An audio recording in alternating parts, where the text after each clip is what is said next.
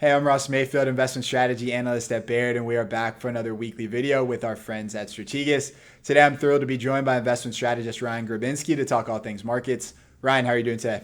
I'm doing well, Ross. Always good to be back here.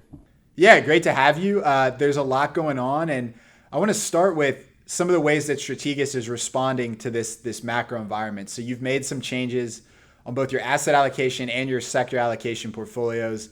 Let's start higher level asset allocation changes. I'll turn the floor over to you. What changes did you make, and what was the impetus for those? Yeah, sure. So most recently, we actually reduced our equity exposure by about 2%.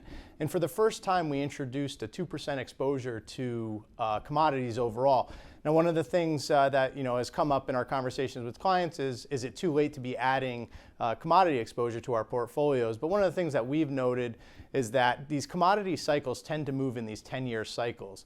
So the last 10 years, we went through this cycle where commodities moved down, sideways to down, and over the last year or so, we've started to see them rise pretty significantly. I think now is still an opportunistic time to add them to the portfolio, which is ultimately the reason why we decided to add it into our allocation. As far as reducing the equity exposure by about 2%, we decided to take this out of the large cap growth space. We really felt that the higher exposure to the technology sector that growth has was worth reducing given the point where we are in the cycle. Yeah, absolutely. And in fairness, reducing it to neutral means you've been overweight for the past X number of months, which has been obviously the right call given the equity market performance over the past couple of years. In that vein, getting a little more defensive, pulling back equity exposure, I think that also probably informs your sector positioning. You upgraded healthcare, which is kind of a classically defensive growth sector. Can you talk about why you decided to do that? Yeah, I mean, you hit the nail right on the head there. That's, the impetus for really upgrading healthcare was that we are getting a little more cautious. Obviously, healthcare is a more defensive sector. I think on the other, from a policy perspective, one of the things that our policy team has noted is that Biden is more interested in possibly making some changes to the ACA, which would ultimately benefit the healthcare sector. There is a slim Democratic margin in the Senate, and there's likely not going to be too drastic changes, which the healthcare sector often likes. Certainty more so than uncertainty. And then lastly, earnings growth is expected to be steady throughout 2022. It's not expected to blow the lights out of the water, but nonetheless, it is going to be steady, which is what we're looking for in these more volatile times.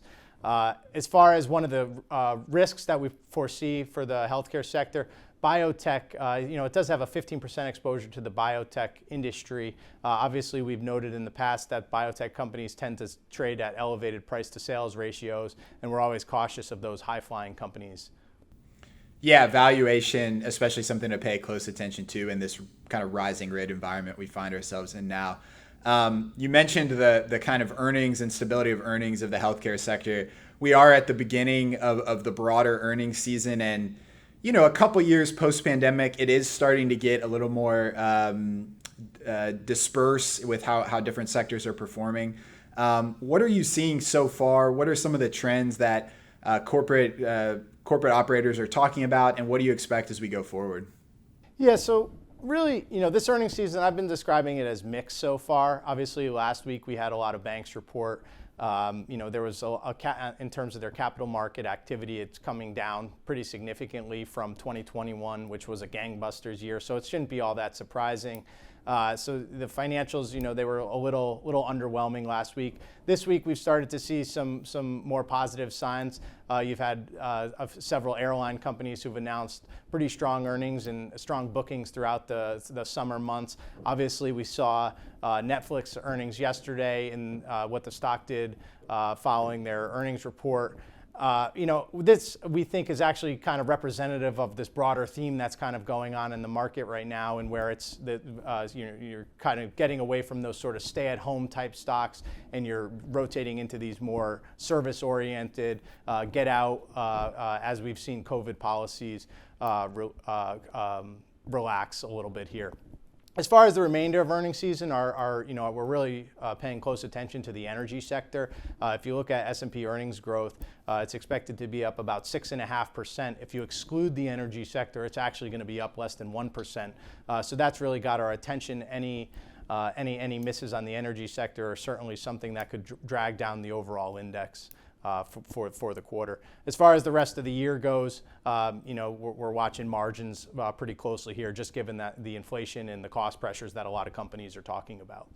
Yeah, absolutely. It's this constant battle between this really strong demand that we're seeing across sector, but particularly in those service-oriented ones you mentioned, and obviously the cost inflation, raw materials, wages, et cetera, that pretty much every company is having to deal with in some capacity. So that's great context. I'm sure we'll talk to you again, and we'll get the bigger picture once we're on the back end of this earnings season. But I want to thank you so much for your time today, Ryan.